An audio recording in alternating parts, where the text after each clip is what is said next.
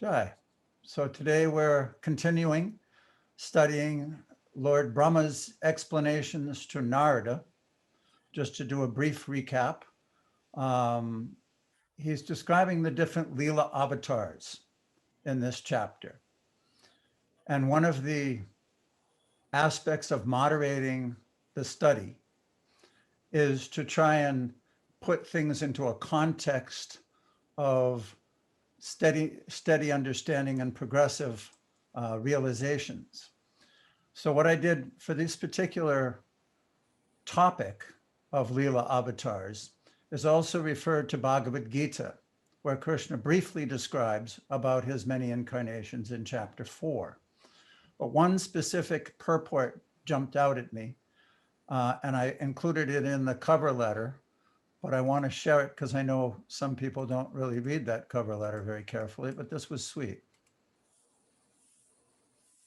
In the Bhagavad Gita 4:9, Lord Krishna declares, "One who knows the transcendental nature of my appearance and activities does not, upon leaving the body, take his birth again in this material world, but attains my eternal abode, O Arjuna."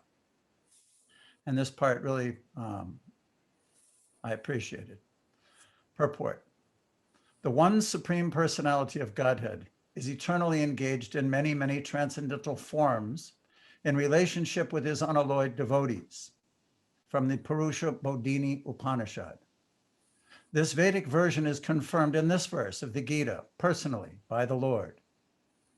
He who accepts this truth on the strength of the authority of the Vedas and of the Supreme Personality of Godhead, and who does not waste time in philosophical speculations, attains the highest perfectional stage of liberation. Simply by accepting this truth on faith, one can, without a doubt, attain liberation. So, as we progress through these different activities of the Lord, keeping that in mind, what will happen, I'll direct the conversations and the topics next week toward this feature, is the one who understands the transcendental nature of my appearance and activities, which means they're unlimited, they're sweet, and as we know from the appearance of Chaitanya Mahaprabhu, they can be saturated with Krishna prema, with love of Krishna in the Madhurya rasa of conjugal love. Now, in order to understand the nature of that person whom we are trying to love and developing our relationship with, these other features that we're reading about now, his other aspects and incarnations, are as important and relishable for the devotees. We can't just jump and expect to understand that supreme person without understanding different qualities in him. When you love somebody, you have to understand them. You have to know them. You have to act in the relationship according to your personal feelings with that person. And this is what's developing in these particular chapters and texts. So now we'll go on to the slides and read through these different Leela avatars.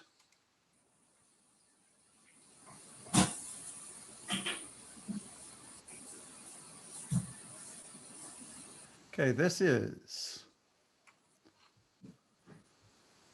April 2021, lessons 3 and 4. Remember to mute if you're not speaking, everyone. Thank you. Jai, Srimad Bhagavatam, 2nd Canto, Chapter 7, Text 14. The personality of Godhead assumed the incarnation of Nrsingadev in order to vanquish the great fears of the demigods. He killed the king of the demons, Hiranyakasipu, who challenged the Lord with a club in his hand by placing the demon on his thighs and piercing him with his nails, rolling his eyebrows in anger and showing his fearful teeth and mouth. Purport by Srila Prabhupada. Hiranyakasipu became very powerful by material achievements and thought himself to be immortal by the grace of Brahmaji. Brahmaji declined to award him the benediction of immortality because he himself is not an immortal being. But Hiranyakasipu derived Brahmaji's benediction in a roundabout way, almost equal to becoming an immortal being. Hiranyakasipu was sure that he would not be killed by any man or demigod, or by any kind of weapon, or any kind of known weapon, nor would he die in day or night. The Lord, however, assumed the incarnation of a half man and half lion, which was beyond the imagination of a materialistic demon like Hiranyakasipu. And thus, keeping pace with the benedictions of Brahmaji, the Lord killed him. He killed him on his lap, so that he was killed neither on the land, nor in the water, nor in the sky. The demon was pierced by Nishringa's nails, which were beyond the human weapons imaginable by Hiranyakasipu. Unmute, Sama. Yeah. Okay. Thank you. Vaishnavi, could you please continue? And then after Vaishnavi, Karna. Thank you. The Srimad Bhagavatam 2.7.15, the leader of the elephants, whose leg was attacked in a river by a crocodile of superior strength, was much aggrieved. Taking a lotus flower in his trunk, he addressed the Lord, saying, O original enjoyer, Lord of the universe, O deliverer, as famous as a place of pilgrimage, all are purified simply by hearing your holy name, which is worthy to be chanted. Purport. Since the Lord is absolute knowledge, there is no difference between his holy name and the personality of Godhead. The leader of the elephants was much distressed when he was attacked by the crocodile. Although the elephant is stronger than the crocodile, the latter is stronger than the elephant when it is in the water. And because the elephant was a great devotee of the Lord in his previous birth, he was able to chant the holy names of the Lord by dint of his past good deeds. Every living entity is always distressed in this material world because this place is such that at every step one has to meet with some kind of distress. But one who is supported by his past good deeds, engages himself in devotional service of the Lord, as confirmed in Bhagavad Gita 7.16. Those who are supported by impious acts cannot be engaged in the devotional service of the Lord, even though they are distressed. This is also confirmed in Bhagavad Gita 7.15. The personality of Godhead Hari appeared at once on the back of his eternal bearer Garuda and delivered the elephant. An interesting point of this concept of being supported by our past deeds can also be applied to the maturity in bhakti yoga. It's not just a material thing. In the Nectar of Devotion, the Bhakti Rasamrita Sindhu, it describes in the second wave, when it comes from Vaidhi Bhakti, which is following rules and regulations, to Raganuga Bhakti, which is spontaneous devotional service, that the first qualification for someone to attain that stage of spontaneous devotional service is to have some sukriti accumulated in past lives. That's an important point. Also, another important point, although we have so many verses today, and we're not going to comment that much on them this time, but the reference to the holy name and how it is worthy of being chanted. We're chanting so many other things, but this is actually the worthy thing, to be chanting the holy name. And of course, Krishna is non-different from his name. So one gets direct association with Krishna when he chants, he or she chants. So let's go on now with Karna reading the next, and then Pritam after her. Thank you. All right. The elephant was conscious of his relationship with the Supreme Lord. He addressed the Lord as Adi Purusha, or the original enjoyer. The elephant addressed the Lord as the Kila Lokanata, or the Lord of the universe, who is therefore the Lord of the elephant also. The elephant, being a pure devotee of the Lord, specifically deserved to be saved from the attack of the crocodile. And because it is a promise of the Lord that his devotee will never be vanquished, it was quite befitting that the elephant called upon the Lord to protect him. And the merciful Lord also at once responded. The Lord's holy name is called Shravana Mangala. This means that one receives everything auspicious simply by hearing the holy name. In another place in Srimad Bhagavatam, his holy name is described as Punya Shravana Kirtana. It is a pious act simply to chant and hear all about the Lord. The Lord descends to this earth and acts like others in connection with the activities of the world, just to create subject matters for hearing about him. Otherwise, the Lord has nothing to do in this world, nor has he any obligation to do anything. It is concluded, therefore, that the holy name of the Lord and topics in relation with him are always worth hearing, and therefore he is called here in this verse Namadeya, or one whose holy name is worth chanting.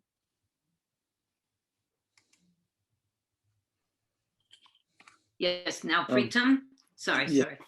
And Manvantara after Pritam Day. Text 16. The personality of Godhead, after hearing the elephant's plea, felt that the elephant needed his immediate help, for he was in great distress. Thus, at once the Lord appeared there on the wings of the king of birds, Garuda, fully equipped with his weapon, the wheel, Chakra. With the wheel, he cut to pieces the mouth of the crocodile to save the elephant, and he delivered the elephant by lifting him by his trunk. Purport by Srila Prabhupada. The Lord resides in his Vaikuntha planet. No one can estimate how far away this planet is situated. It is said, however, that anyone trying to reach that planet by airships or by mine ships, traveling for millions of years, will find it still unknown. Modern scientists have invented airships, which are material, and the yogis make a still final material attempt to travel by mine ships. The yogis can reach any distant place very quickly with the help of mine ships, but neither the airship nor the mine ship has access to the kingdom of God in the Vaikuntha Loka, situated far beyond the material sky.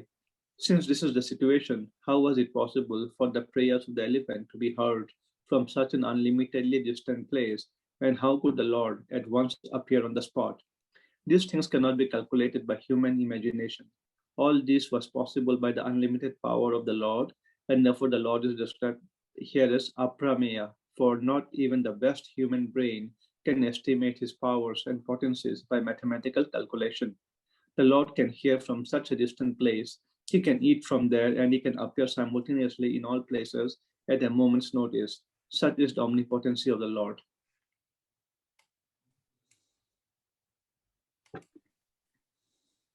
Okay, Manvantara, would you read next? The Lord, although transcendental to all material modes, still surpassed all the qualities of the sons of Aditi, known as the Adityas.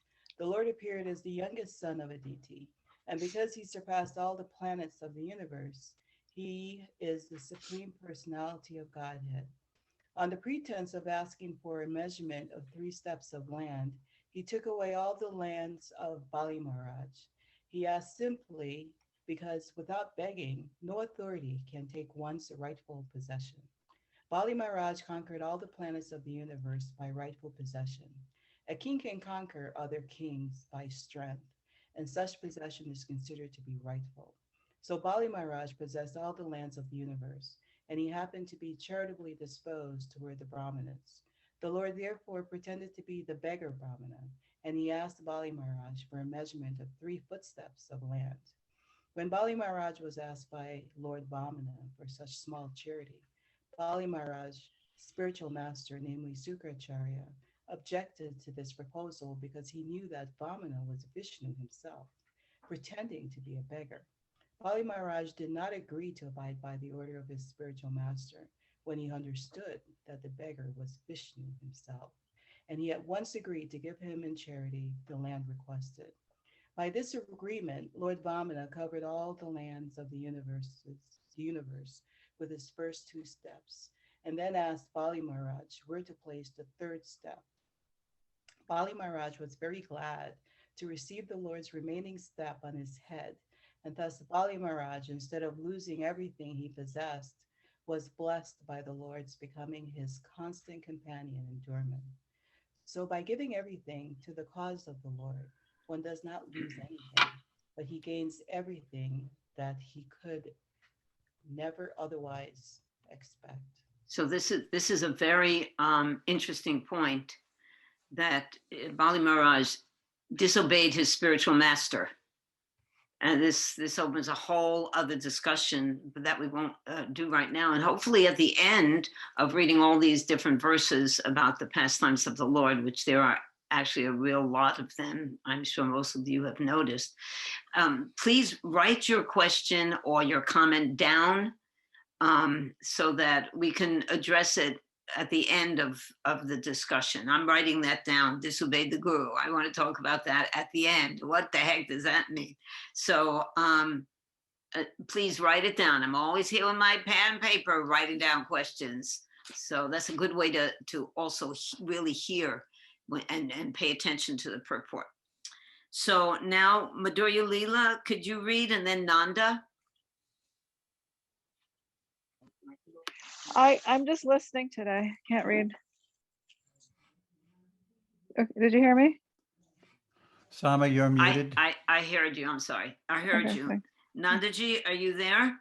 Yeah, I'm here. Okie doke. Could you read, please? Yeah. Srimad Bhagavatam 2:7-18. Bali Maharaj, who put on his head the water washed from the lotus feet of the Lord, did not think of anything besides his promise, in spite of being forbidden by his spiritual master. The king dedicated his own personal body to fulfill the measurement of the Lord's 3rd step. For such a personality, even the kingdom of heaven, which he conquered by his strength, was of no value. Purport: Bali Maharaj, by gaining the transcendental favor of the Lord in exchange for his great material sacrifice, was able to have a place in Vaikuntha Loka with equal or greater facilities of eternal enjoyment. Therefore, he was not at all the loser by sacrificing the kingdom of heaven, which he had possessed by his material strength. In other words, when the Lord snatches away one's hard-earned material possessions and favors one with his personal transcendental service for eternal life, bliss, and knowledge, such taking away by the Lord should be considered the special favor upon such a pure devotee. Please continue, Nanda. Yes. One who possesses more in this material world in the shape of houses, land, children, society, friendship, and wealth, possesses these things only for the time being. One cannot possess all this illusory paraphernalia created by Maya permanently. Such a possessor is more illusioned in the matter of his self-realization. Therefore, one should possess less or nothing so that one may be free from artificial prestige. We are contaminated in the material world by association with the 3 modes of material nature. Therefore, the more one spiritually advances by devotional service to the Lord in exchange for his temporary possessions, the more one is freed from the attachment of material illusion. To achieve this stage of life, one must be firmly convinced about spiritual existence and its permanent effects. To know exactly the permanency of spiritual existence, one must voluntarily practice possessing less or only the minimum to maintain one's material existence without difficulty. Thank you. That is a very profound purport, and I hope also we can discuss that. Now, Isaac, would you read, and then Tisha? Srimad Bhagavatam 2.7.19. O Narada, you were taught about the science of God. and his transcendental loving service by the personality of Godhead in his incarnation of Hamsavatara. He was very much pleased with you due to your intense proportion of devotional service. He also explained unto you lucidly the full science of devotional service, which is especially understandable by persons who are souls surrendered unto Lord Vasudeva, the personality of Godhead. Purport. Devotee and devotional service are two correlative terms. Unless one is inclined to be a devotee of the Lord, he cannot enter into the intricacies of devotional service. Lord- Isa, Yes, there ma'am. is some interference on your side. Okay. Are you doing something with some paper or something? Maybe because that's what It we're could- hearing. Okay. It could be because I'm moving the iPad to Oh, see yeah, don't. better. Okay, try not to move Okay. it then. Okay, will do. Let me see now. Unless one is inclined to be a devotee of the Lord, he cannot enter into the intricacies of devotional service. Lord Shri Krishna wanted to explain the Bhagavad Gita, which is the science of devotional service, unto Sri Arjuna, because Arjuna was not only his friend, but a great devotee as well. The whole process is that all living entities, being constitutionally parts and parcels of the Supreme Living Being, the Absolute Personality of Godhead, have proportionally minute independence of action also. So the preliminary qualification for entering into the devotional service of the Lord is that one become a willing cooperator, and as such, one should voluntarily cooperate with persons who are already engaged in the transcendental devotional service of the Lord.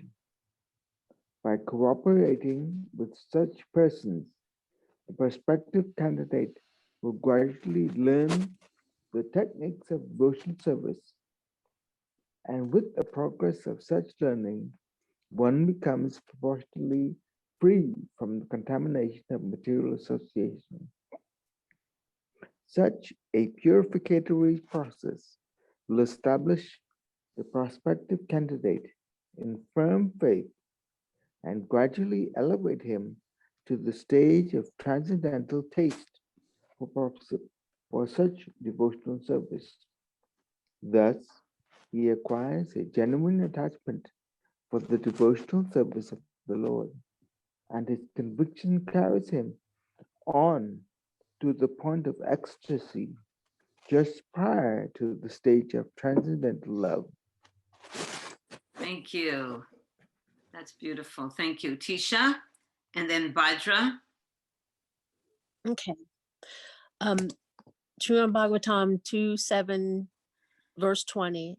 As the incarnation of Manu, the Lord became the descendant of the Manu dynasty and ruled over the miscreant kingly order, subduing them by his powerful wheel weapon. Undeterred in all circumstances, his rule was characterized by his glorious fame, which spread over the three lokas and above them to the planetary system of Satyaloka, the topmost in the universe. Purport by Srila Prabhupada. We have already discussed the incarnations of Manu in the first canto.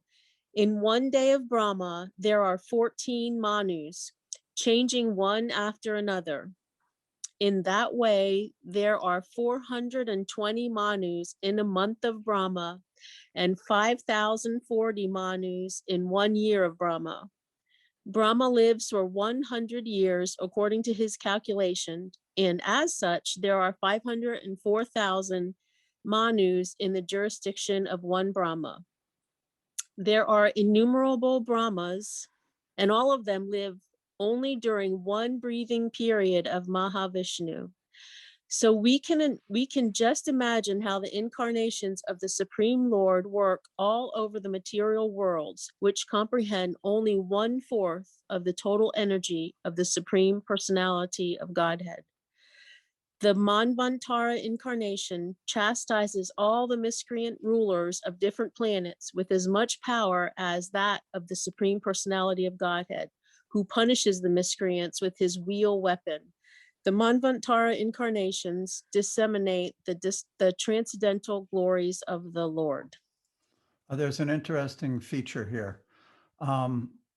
We read earlier and studied earlier that there are 6 different types of incarnations, such as the Purusha avatars, Leela avatars, Guna avatars. This Manvantara, Manu avatar, is generally an Avesha incarnation, which means an empowered personality. There's a book that's generally written or disseminated by Manu. You remember in Bhagavad Gita, Krishna said, I instructed this to the sun god who instructed it to his son who instructed Manu. And there Manu disseminated it further to mankind. So the Manu Samhita is generally a book with religious rights and laws of mankind, how people can be religious. And it says here that there are that the Manvantara incarnation chastises miscreant rulers of different planets with as much power as that of the Supreme Personality of Godhead, who punishes the miscreants with his wheel weapon. So the point is that this person is empowered and deputed specifically to maintain religious principles throughout the universe. Just wanted to accentuate that point. Okay. Bhadra and then Faye. Hare Krishna, Dandavat everybody. Text 21. The Lord in his incarnation of Dhanvantari very quickly cures the disease of his ever-diseased living entities simply by his fame personified. And only because of him do the demigods achieve long lives. Thus the personality of Godhead becomes ever glorified. He also exacted a share from the sacrifices. It is he only who inaugurated the medical science or the knowledge of medicine in the universe. Purport. As stated in the beginning of Srimad Bhagavatam, everything emanates from the ultimate source of the personality of Godhead. It is therefore understood in this verse that medical science or knowledge of medicine was also inaugurated by the personality of Godhead in his incarnation, Dhanvantari. And thus the knowledge is recorded in the Vedas. The Vedas are the source of all knowledge, and thus knowledge in medical science is also there for the perfect cure of the disease of the living entity. The embodied living entity is diseased by the very construction of his body. The body is the symbol of diseases. The disease may differ from one variety to another, but disease must be there, just as there is birth and death for everyone. So by the grace of the personality of Godhead, not only are diseases of the body and mind cured, but also the soul is relieved of the constant repetition of birth and death. The name of the Lord is also called Bhavausadi, or the science of curing the disease of material existence. Okay, just one mention of that very potent line in the purport that the body is a symptom of disease. So we should know that. Okay, Faye, could you read, please? And then Gopa. When the ruling administrators, who are known as the Kshatriyas, turned astray from the path of the absolute truth, being desirous to suffer in hell, the Lord, in his incarnation as the sage Parasumara, uprooted those unwanted kings who appeared as the thorns of the earth. Thus he thrice 7 times uprooted the Kshatriyas with his keenly sharpened chopper. Purport. The Kshatriyas, or the ruling administrators of any part of the universe, either on this planet or on other planets, are factually the representatives of the Almighty Personality of Godhead, and they are meant to lead the subjects towards the path of God realization. Every state and its administrators, regardless of the nature of the administration, monarchy or democracy, oligarchy or dictatorship or autocracy, have the prime responsibility to lead the citizens towards God realization. This is essential for all human beings, and it is the duty of the Father, spiritual master, and ultimately the state to take up the responsibility of leading the citizens towards this end. The whole creation of material existence is made for this purpose, just to give the chance to the fallen souls who rebelled against the will of the Supreme Father and thus become conditioned by material nature. Those going against the prescribed duties and regulations of conditional life are called Brahmojita Pathas, or persons going against the path of the absolute truth, and they are liable to be punished. Lord Parasurama, the incarnation of the personality of Godhead, appeared in such a state of worldly affairs and killed all the miscreant kings 21 times. Any Kshatriya kings fled from India to other parts of the world at that time, and according to the authority of the Mahabharata, the kings of Egypt originally migrated from India because of Parasurama's program of chastisement. Faye, during the first canto, we also read about Maharaj Pariksit and Maharaj Yudhisthira in this regard, that the Kshatriyas or ruling administrators of any part of the universe, either on this planet or on the other planets, are factually representatives of the Almighty Personality of Godhead and are meant to lead the subject toward the path of God realization. Can you speak a little bit about your remembrance and realization of this topic? Maharaj Yudhisthira was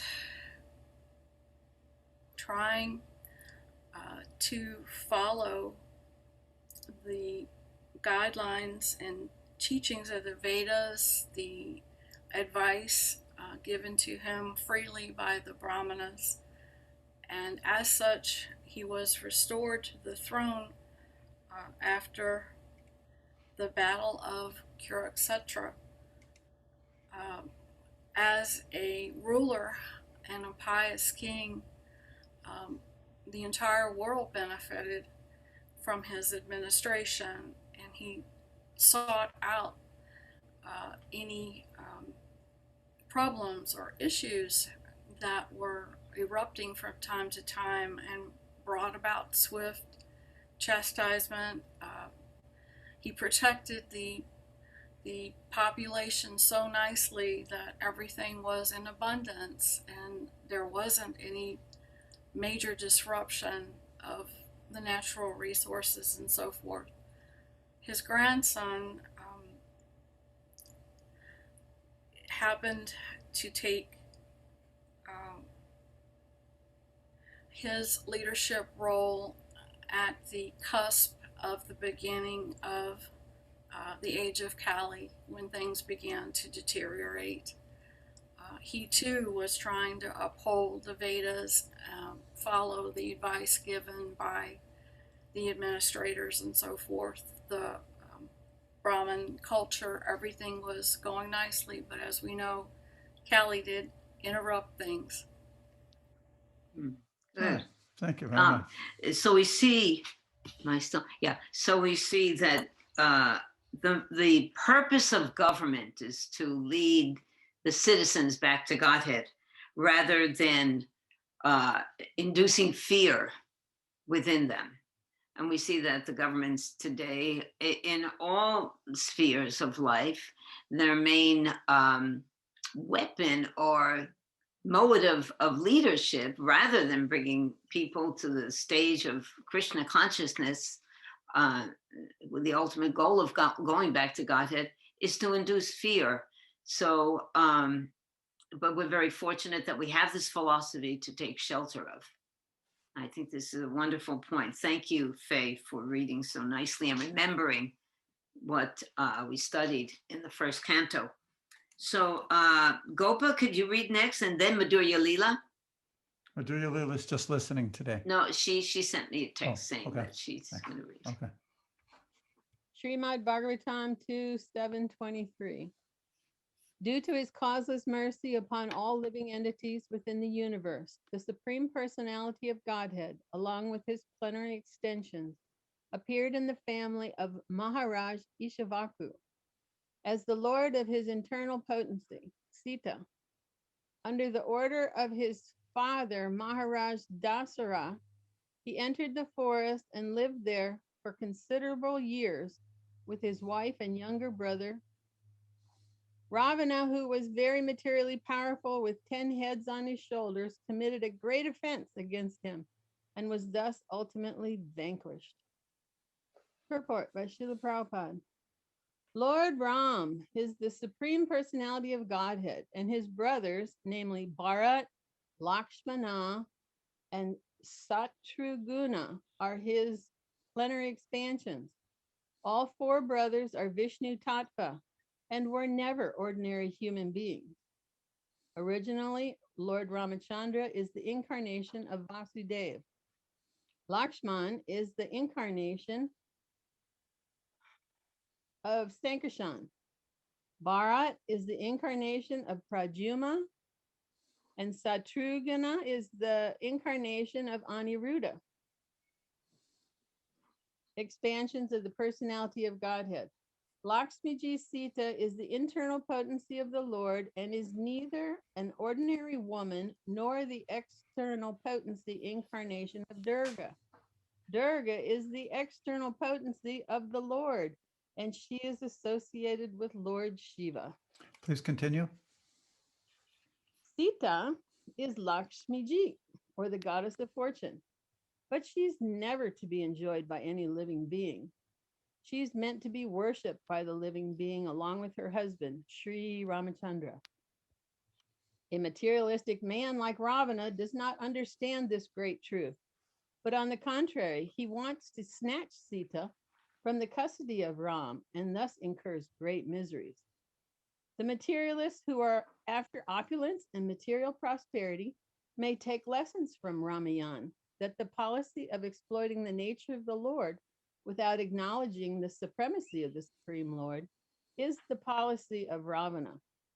Ravana was very advanced materially, so much that he turned his kingdom, Lanka, into pure gold, or full material wealth.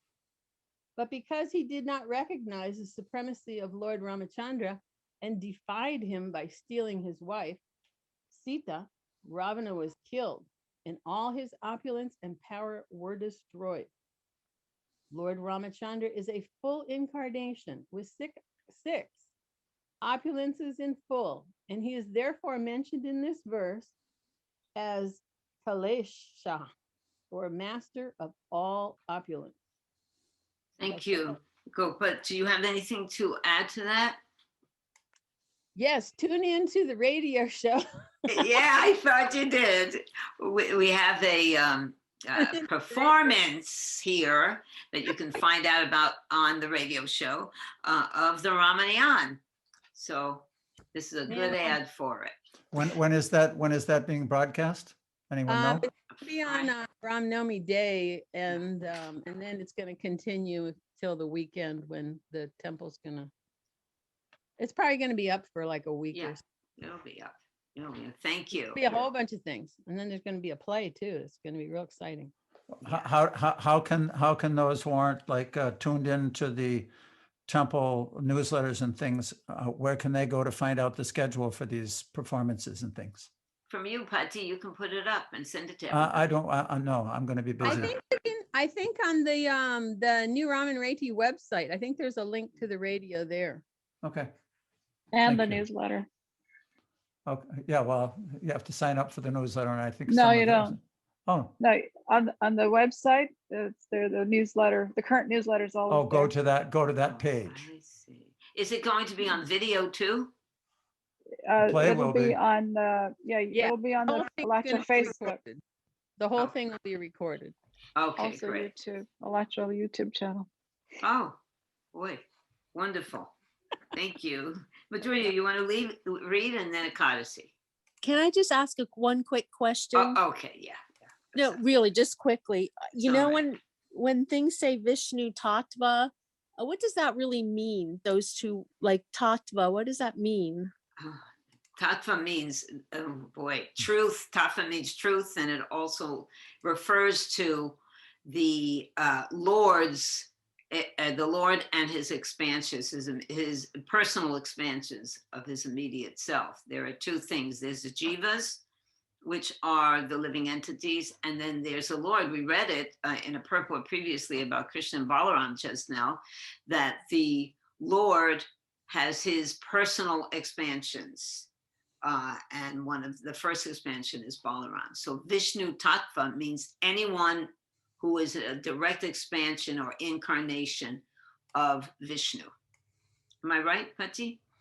Yes. When I answer And, that? and just like the example of the sun, the individual rays are not equal to the sun, or that example of the gold not being equal to the stock of gold. Those are compared to, those are called the Jiva Tattva. Jiva Tattva means the tiny living entity, and Vishnu Tattva means an expansion, a personal expansion of the Lord. Those are the basic two divisions of those tattvas. Is that clear, Tisha?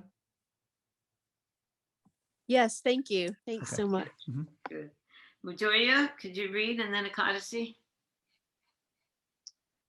The personality, okay, so the personality of Godhead, Ramachandra, being aggrieved for his distant, intimate friend Sita, glanced over the city of the enemy, Ravana, with red-hot eyes like those of Hera, who wanted to burn the kingdom of heaven.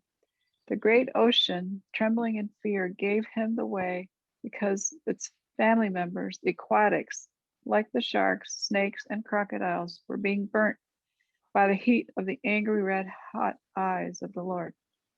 Prabhupada's purport. Supreme Personality Godhead has every sentiment of a sentient being, like all other living beings, because he is the chief and original living entity, the supreme source and all other living of all other living beings. He is the Nitya, or the chief eternal amongst all other eternals. He is the chief one, and all others are dependent, are the dependent many.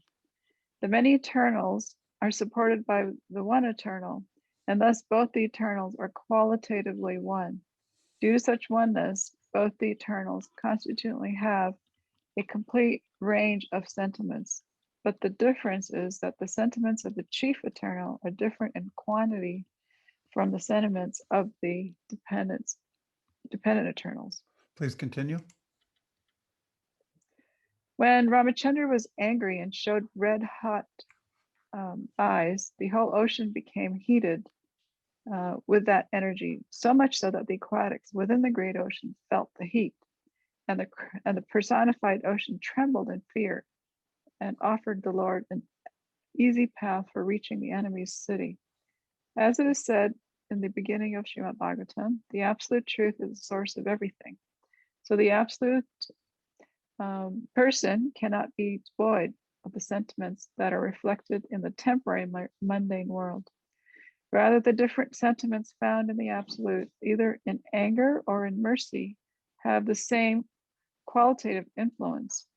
Or in other words, there's no mundane difference of value because these sentiments are all on the absolute plane. Such sentiments are definitely not absent in the absolute, as the impersonalists think, making their mundane estimation of the transcendental world. Okay. Thank you.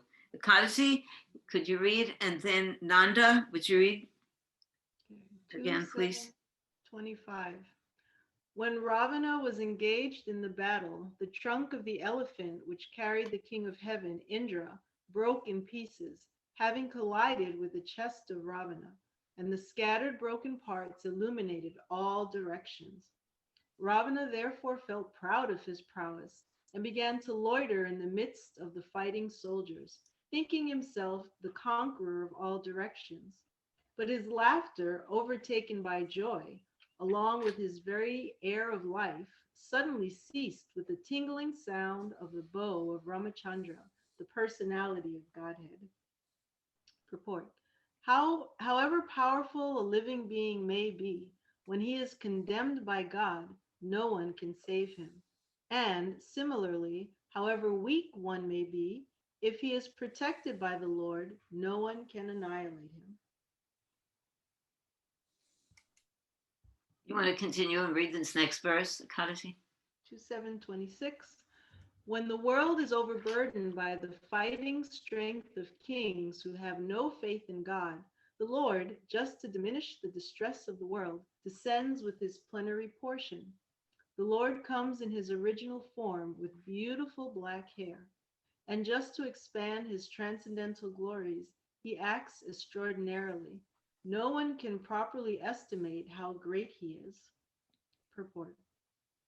This verse is especially describing the appearance of Lord Krishna and his immediate expansion, Lord Baladev. Both Lord Krishna and Lord Baladev are one supreme personality of Godhead. The Lord is omnipotent, and he expands himself in innumerable forms and energies, and the whole unit is known as the one supreme Brahman. Such extensions of the Lord are divided into two divisions, namely personal and differential. The personal expansions are called the Vishnu Tattvas, and the differential expansions are called the Jiva Tattvas. And in such expansional activity, Lord Baladev is the first personal expansion of Krishna, the Supreme Personality of Godhead. So that should answer your question, Tisha. Okay, great. Also, I'm reminded by reading this that we posted that chart with the different expansions last week for further reference. Go on, Kadasi. Only the bona fide devotees can know him by his specific symptoms. And out of many, many such symptoms, one symptom is mentioned here in this verse, that the Lord is Sita Krishna Keshaha, or one who is observed always with beautiful black hair. Both Lord Krishna and Lord Baladev have such hair on their heads, and thus even in advanced age, they appeared like young boys 16 years old. That is the particular symptom of the personality of Godhead. In the Brahma Samhita, it is stated that although he is the oldest personality among all living entities, he always looks like a new youthful boy. That is the characteristic of a spiritual body. It is ascertained thus that the spiritual bodies in the Vaikuntha Lokas, either of the Lord or of the other inhabitants, are completely distinct from the material bodies of this world. Now the question is why the Lord, who is omnipotent, comes here to diminish the burden created upon the world by the unscrupulous kingly order. Certainly the Lord does not need to come here personally for such purposes, but he actually descends to exhibit his transcendental activities in order to encourage his pure devotees who want to enjoy life by chanting the glories of the Lord. In the Bhagavad Gita 9:13-14, it is stated that the Mahatmas, great devotees of the Lord, take pleasure in chanting of the activities of the Lord. All Vedic literatures are meant for turning one's attention towards the Lord and his transcendental activities.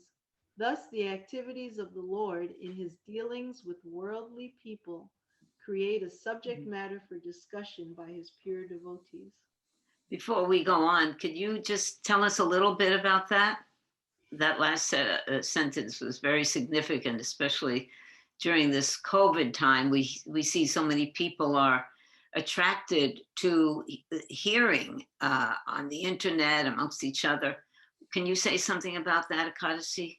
What does this purport stick out? Well, What sticks out? What sticks out to me is just the importance of hearing of the activities of the Supreme Lord, and how, you know, by doing that, then we become purified, and there's no benefit really in hearing about mundane activities, because they're temporary. And so there's ultimately no benefit there. But when we hear about the Supreme Lord, who is the, you know, the creator and the maintainer of everything, then that brings us up to the transcendental platform, and we can rise above these material situations that are happening. So we lose our taste for material things and develop a higher taste to hear about the eternal. Thank you. Nandaji, could you read next? And then Vaishnavi. 727. There is no doubt about Lord Krishna's being the Supreme Lord. Otherwise, how was it possible for him to kill a giant demon like Putana when he was just on the lap of his mother, to overturn a cart with his leg when he was only 3 months old, or to uproot a pair of Arjuna trees so high that they touched the sky when he was only crawling? All these activities are impossible for anyone other than the Lord himself. Purport: God is God eternally, and an ordinary living entity is eternally a part and parcel of the Lord. God is one without a second, and the ordinary living entities are many without number.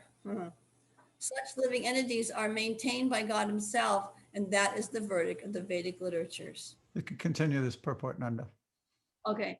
In his Vamana incarnation, he posed himself as a dwarf Brahmin.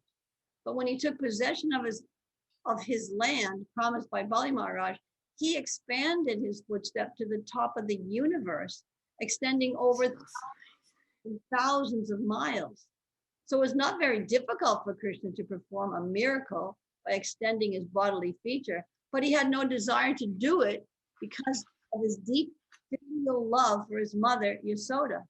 If Yasoda had seen Krishna in her lap extending 6 miles to cope with the she-demon Putana, then the natural maternal love of Yasoda would have been hurt, because in that way, Yasoda would have come to know that her so-called son, Krishna, was God himself. And with the knowledge of the godhood of Krishna, Yasoda Mai would have lost the temper of her love for Krishna as a natural mother. But as far as Lord Krishna was concerned, he is God always, either as a child on the lap of his mother or as the coverer of the universe, Vamanade.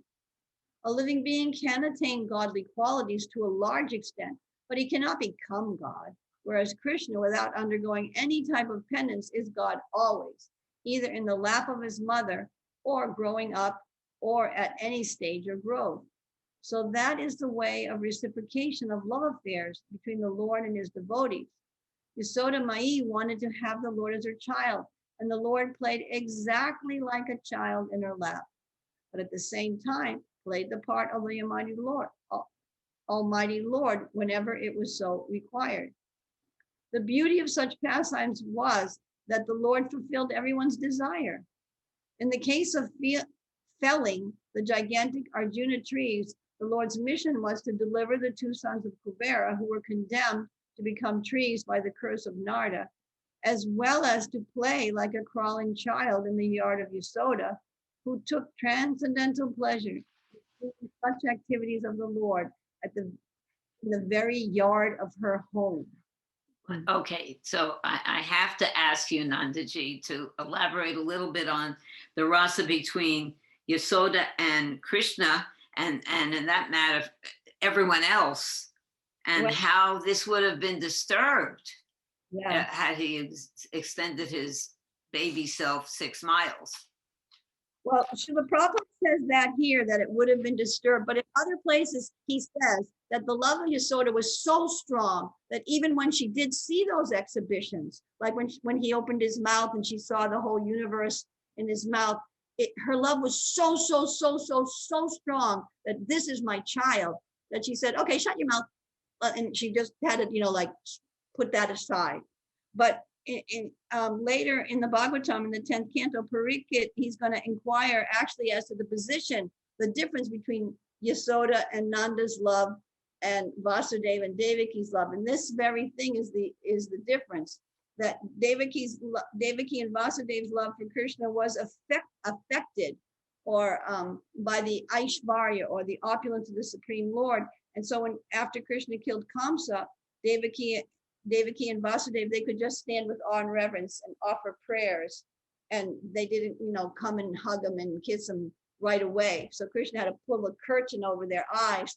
No, I'm just your son, because that's the way he wanted to reciprocate with them. Yeah, so everyone has their relationship with Krishna, even that, and that was very satisfying even to Vasudeva and Devaki. That Ishvara Bhav, that was satisfying to them. Right. So this is, Krishna can have a relationship with each one of us, and that's the relationship that we are all hankering for. Yeah. So thank you, Nandaji. Vaishnavi and Karna, can you read after Vaishnavi? Vaishnavi. Okay, Srimad Bhagavatam 2.7, 28 through 29. Then also when the cowherd boys and their animals drank the poison water of the river Yamuna, and after the Lord in his childhood revived them by his merciful glance, just to purify the water of the river Yamuna, he jumped into it, as if playing, and chastised the venomous Kalia snake, which was lurking there, its tongue emitting waves of poison. Who can perform such Herculean tasks but the Supreme Lord? On the very right of the day of the chastisement of the Kalia snake, when the inhabitants of Brajabhumi were sleeping carefreely, there was a forest fire ablaze due to dry leaves, and it appeared that all the inhabitants were sure to meet their death. But the Lord, along with Balaram, saved them simply by closing his eyes. Such are the superhuman activities of the Lord. Please continue, Vaishnavi. Purport. Although in this verse the Lord's activity has been described as superhuman, it should be noted that the Lord's activities are always superhuman, and that distinguishes him from the ordinary living being. Uprooting a gigantic banyan or Arjuna tree and extinguishing a blazing forest fire simply by closing one's eyes are certainly impossible by any kind of human endeavor. But not only are the activities amazing to hear, but in fact, all other activities of the Lord, whatever he may do, are all superhuman, as confirmed in Bhagavad Gita 4.9. Whoever knows the superhuman activities of the Lord due to their very transcendental nature becomes eligible to enter the kingdom of Krishna, and as such, after quitting this present material body, the knower of transcendental activities of the Lord goes back home, back to Godhead. Thank you, Vaishnavi. Is there something real quick that you could tell me that sticks out in that purport for you? That Janma karma chame divyam evam yo veti tatvatah tyaktva deham punarjanma naiti mameti. So Arjuna, that verse is said here, that after knowing the superhuman activities of the Lord, then when we quit the body, we go back to Krishna Loka. That's wonderful. Thank you.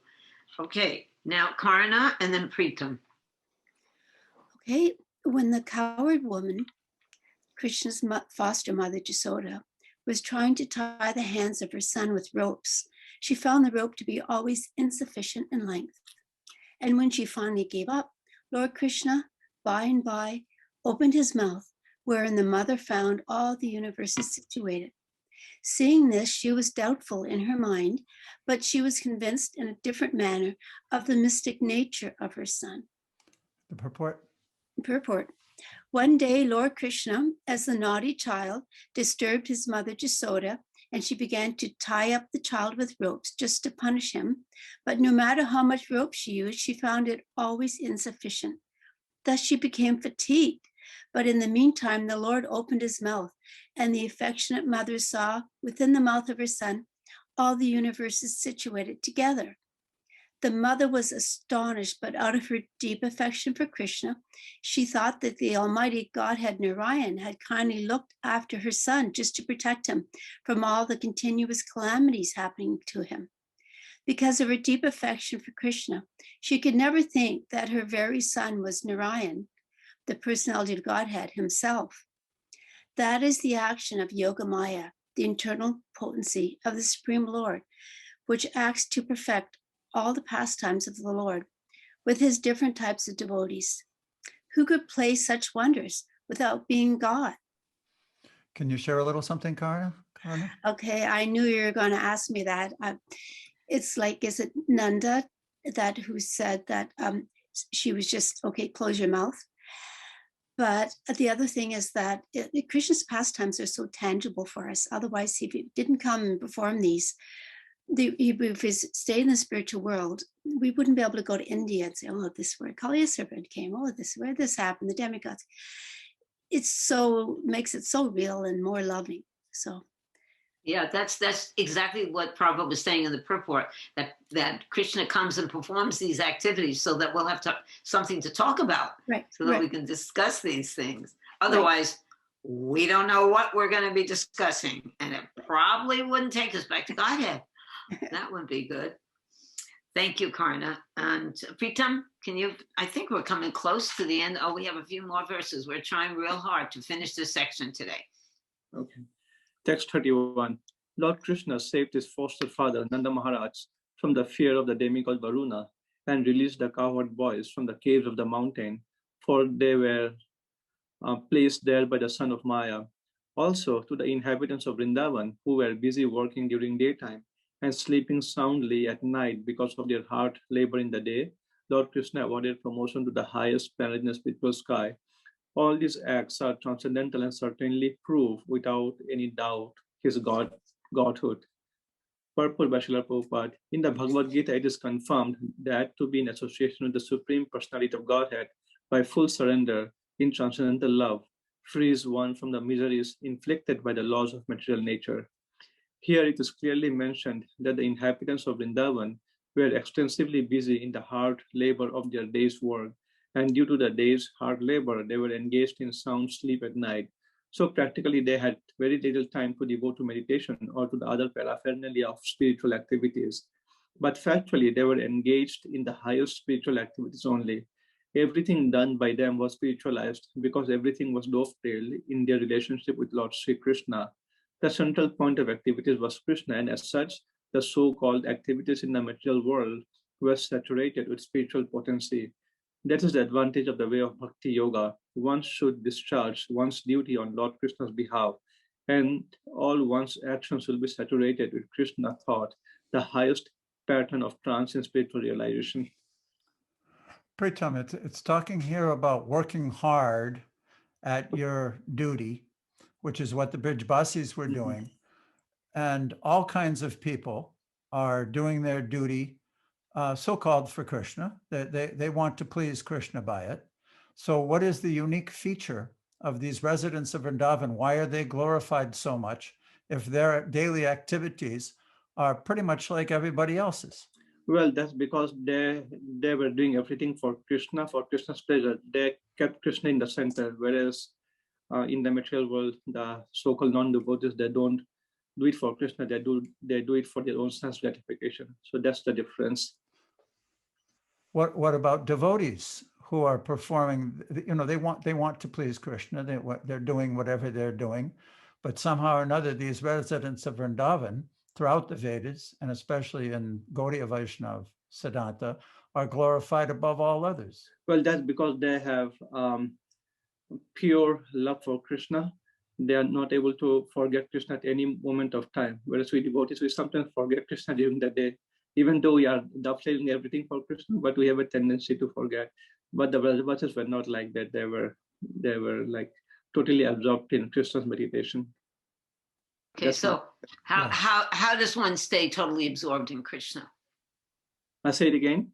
How does one stay totally absorbed in Krishna? What Well, would you say?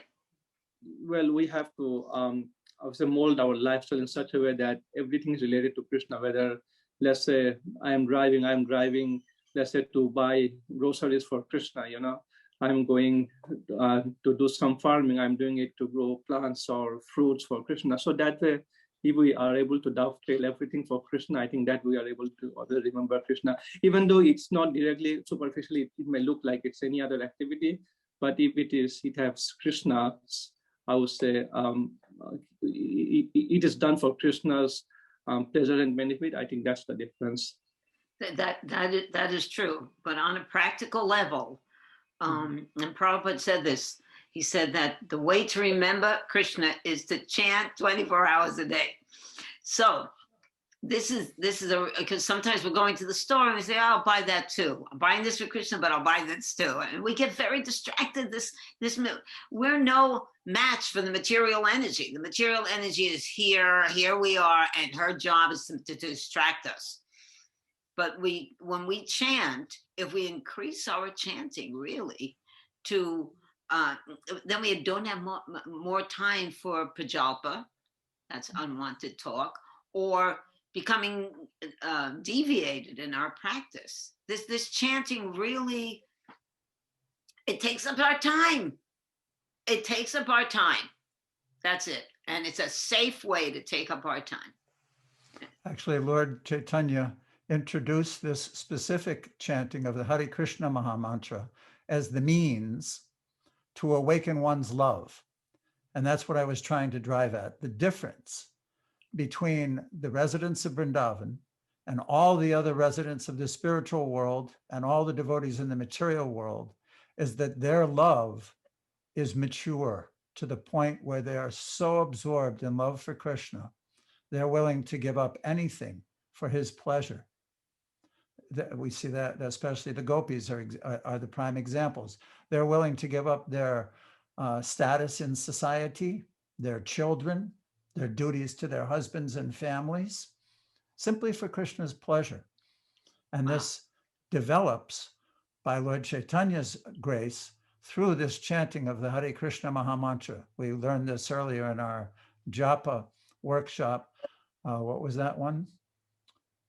Sudachite, Krishna Prema, Nityasira Krishna Prema, Sadhya Kabunai, Shravanada Sudachite Karaya Udoy.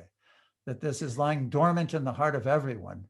And by this process of hearing and chanting about Krishna, it awakens the love. So we kind of revert to a previous verse that we were reading about the support of one's previous activities leading one to a destination, either in happiness or distress. The same thing happens in devotional service. The more we hear, the more we chant, the more we perform devotional service, the more that maturity will awaken and develop strongly. That's beautiful. Thank you. Giving up everything for Krishna it's not real easy, but that's what we're doing here. We're trying to do this for Krishna. So, Manvantara, can you read? Unmute yourself. When the cowherd men of Vrindavan, under instruction of Krishna, stopped offering sacrifice to the heavenly king Indra, the whole tract of land known as Raj was threatened with being washed away by constant heavy rains for 7 days. Lord Krishna, out of his causeless mercy for the inhabitants of Raj, held up the hill known as Govindhan with one hand only, although he was only 7 years old. He did this to protect the animals from the onslaught of water. Purport, please.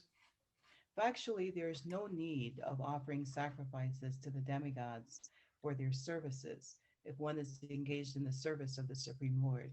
Sacrifices recommended in the Vedic literature for satisfaction of the demigods are a sort of inducement for the sacrificers to realize the existence of higher authorities. The demigods are engaged by the Lord as controlling deities of material affairs. And according to the Bhagavad Gita, when a demigod is worshipped, the process is accepted as the indirect method for the worshiping the Supreme Lord. But when the Supreme Lord is worshipped directly, there is no need of worshiping the demigods or offering them sacrifices as recommended in particular circumstances. Lord Krishna therefore advised the inhabitants of Rajabhumi not to offer any sacrifices to the heavenly King Indra. But Indra, not knowing Lord Krishna in Rajabhumi, was angry at the inhabitants of Rajabhumi and tried to avenge the offense.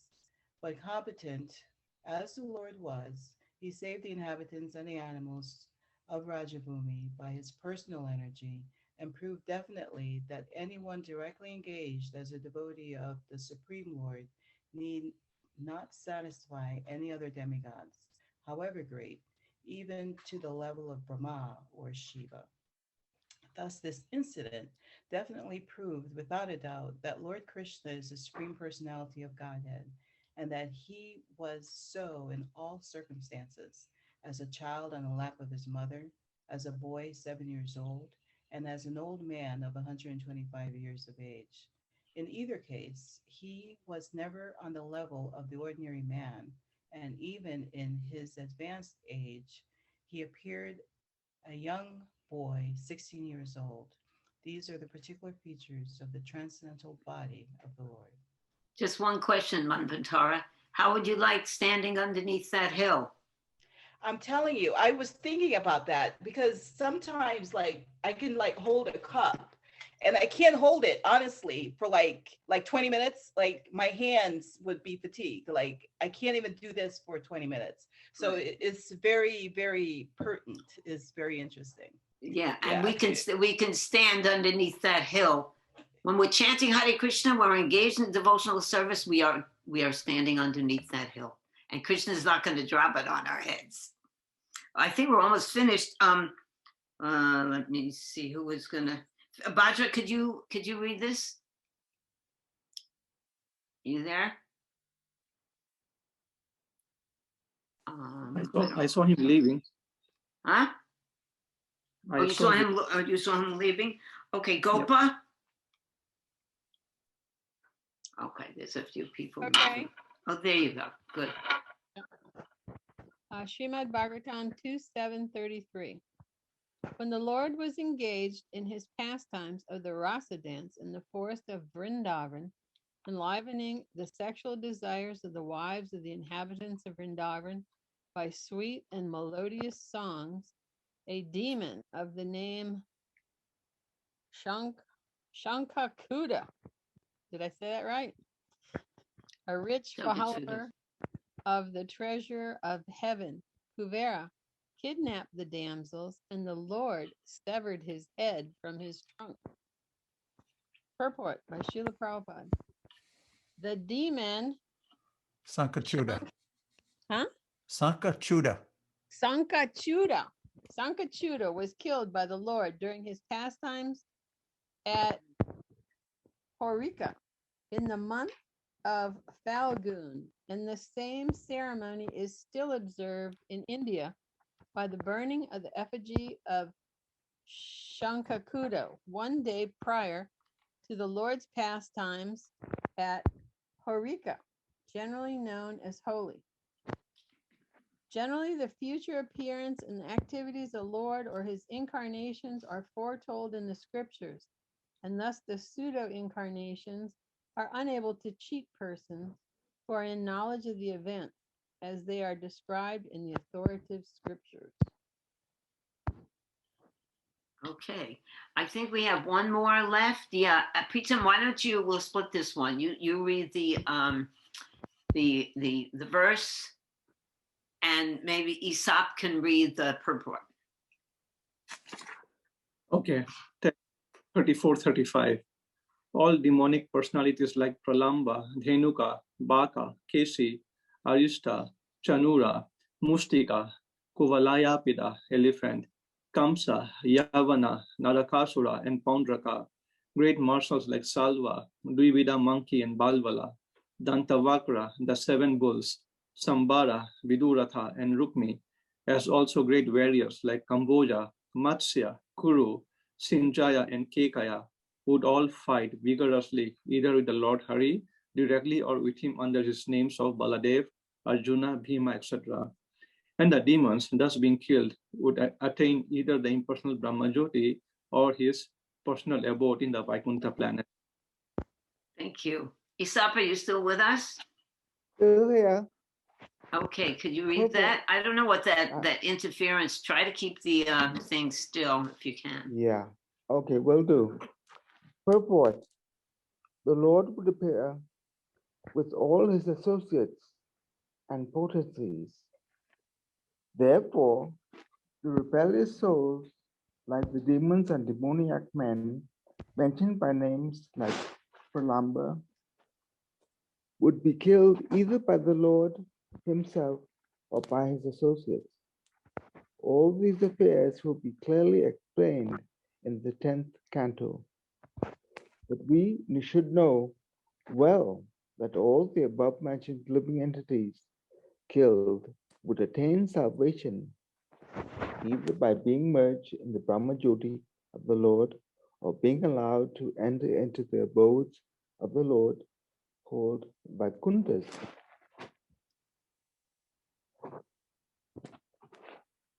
This has already been explained by Bhishmadeva, first canto.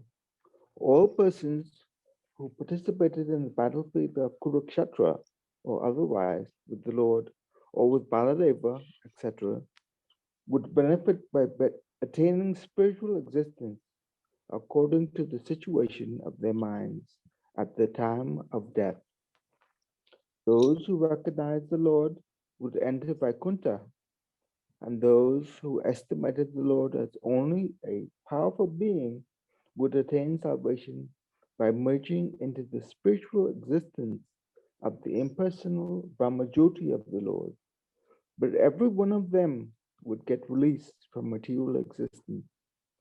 Since such is the benefit of those who played with the Lord inimically, one can imagine what would be the position of those who devoutly serve the Lord in transcendental relationship with him. Thank you. Now, since we did all the verses, and this was a lot of verses describing what we're going to hear more of in the rest of the Bhagavatam, does anyone have any question or comment to bring up for discussion? I do. Okay, Madhurya. So in verse 20, Prabhupada mentions that in Manvantara incarnation, they chastise all the miscreant rulers, and they have as much power as that of the Supreme Personality Godhead. I had not realized that before, that the Manus are, seems like a full incarnation because they have the full power of the Supreme Personality Godhead. Well, not the full in a certain degree, to a certain degree. The full is Krishna, you Right. know. So, and also it said in the verses that Lord Ramachandra, Yes. but they certainly have all the power of God. It's interesting. It's a Chinta Veda Veda Tattva. It's all the power of God, but simultaneously, Krishna reserves some of the extra special qualities for himself. Pati, you have something to say on that one? No, that they're Avesha. They're actually considered incarnations of the Lord because they're empowered by him. That's the point of an Avesha. They called it Shakti Avesha. The Shakti, the energy of the Lord, is invested in someone as an Avesha, as an incarnation. So they can, of course, they don't become God, but they have the power, just like we read also in the story, in the purport about Parasaram. It mentioned that the Kshatriyas, the administrators of a state, are considered the representatives of the Lord. And then we referred back to Yudhisthira and Parikshit in the descriptions in the first canto. I know that in Jagannath Puri, they still consider the king a representative of Lord Jagannath. He's actually called Naradev as mentioned in the first canto. The king, as a representative, is empowered by the energies of the Lord to administrate so people can become godly under their rule. So in the same way, Manu is an administrator for the whole universe, not just one planet. He's the leader of mankind throughout the universe. That's my understanding. Thank you. Also, Yeah, Krishna- like with Prithu Maharaj or with Parshuram. Yeah, I understand what you're saying. So I guess just the way he said it, they have as much power as that of the Supreme Personality Godhead, which is, but I guess that's like Prithu Maharaj and Parshuram and so on. Is it, Patsy? I actually, does anyone know that is the potency? See, the potency of the Lord, when he bestows the potency, that's unquestionable. But it would be one potency and not another potency, perhaps.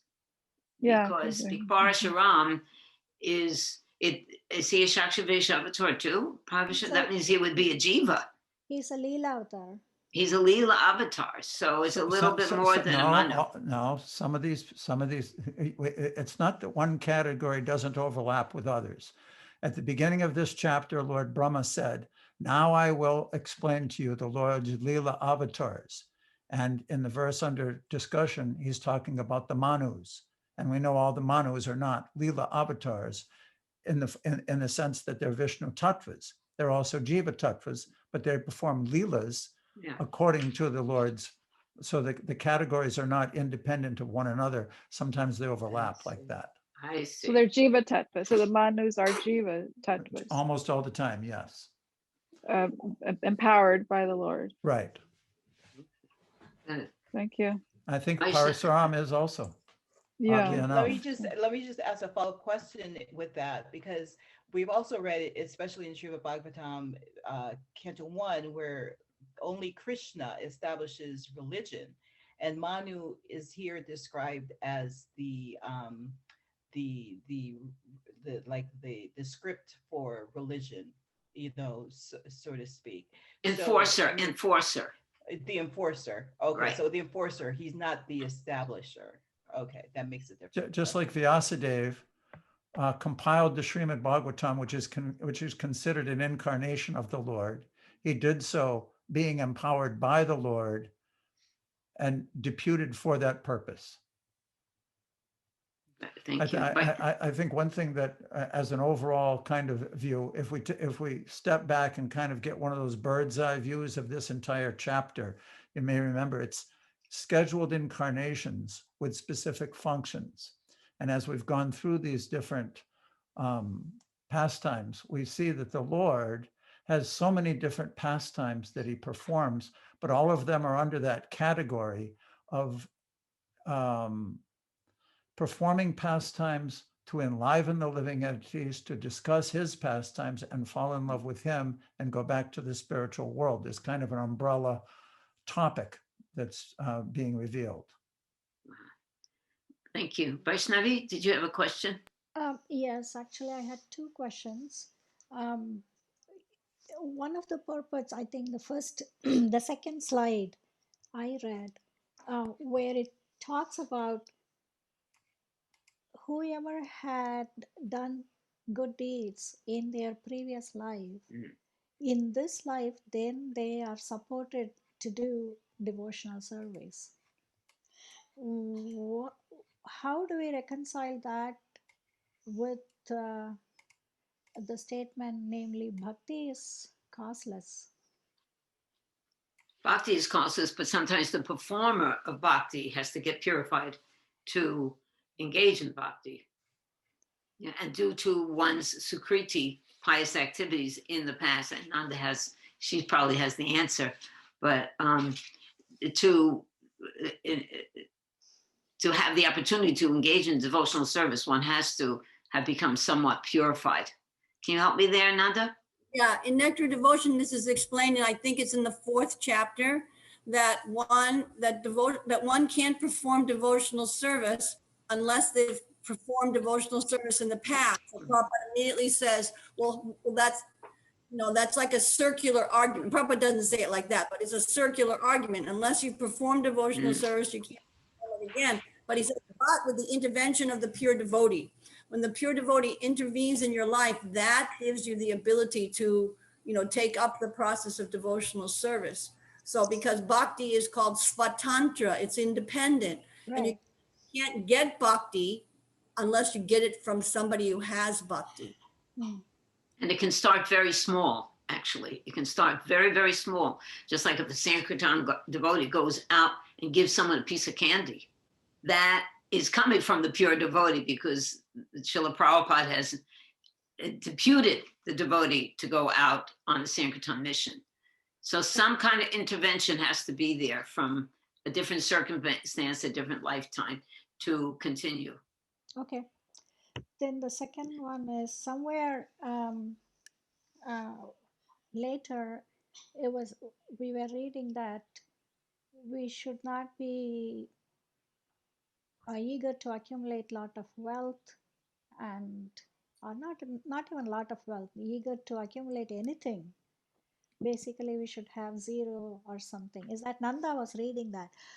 So on the other hand, in Chaitanya Charitamrita, didn't Chaitanya Mahaprabhu himself tell, I don't know who that is, maybe he was actually asking someone to take care of, hey, take care of this devotee because he's spending Right. everything. Yeah. Pundari Vijayanidhi.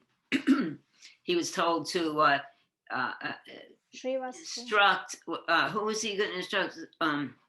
Not Swarup Damodar? No. Maybe it was Swarup Damodar. Anyway, there are two conflicting things here. You're right. You have to think about it. What do you think, Patsy? The past time we were reading that detail was in relationship to Bali Maharaj, who lost the entire universe. He had become the most powerful person in the universe by defeating Lord Indra, becoming the king of heaven. And in 3 steps, the Lord took it all away. But it was pointed out in this particular crux that the Lord bestowed upon him the eternal relationship, and he would be going back to Godhead, back to his eternal relationship with the Lord. So comparing whatever we have materially to that, it becomes insignificant. And the point that Srila Prabhupada was making in the purport was that, therefore, if one works hard to accumulate material things, he's misusing his energy. It's not that we don't use them in Krishna's service. It's not that we don't maintain them, but it's not that one has a desire and then goes out to fulfill it just to gain material things. And the point that Prabhupada was making, that the more one does that, the less one will appreciate the spiritual potency in the spiritual world, because they're absorbed in the material. Well, it's very, very tricky here, really, that we become attached as conditioned souls. We become attached to the material energy, and we start to believe that this is actually my position. I'm this person's wife. I'm this person's mother. I'm a dancer, a doctor, or whatever else. We actually identify with what we're doing here. And so Prabhupada, when he talks about these possessions should be nil, I heard him say on a lecture this morning that sleeping and eating should come to nil. It should come to the point of non-existent, because we're these material drives that we have keep us. We're conditioned souls, so we're already diseased. The body is diseased.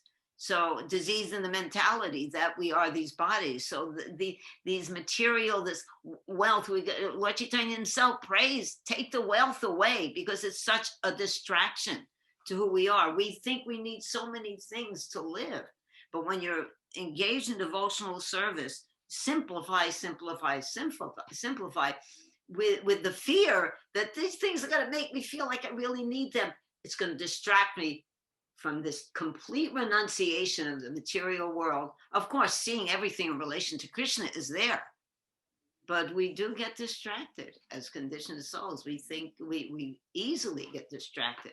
So it's the safe side is to reduce our material needs and simplify our lives so that we have more room for devotional service. What do you think, Vaishnavi? Okay. It's tough. We're students. We're trying our best. No, it's a process. That's the saving grace.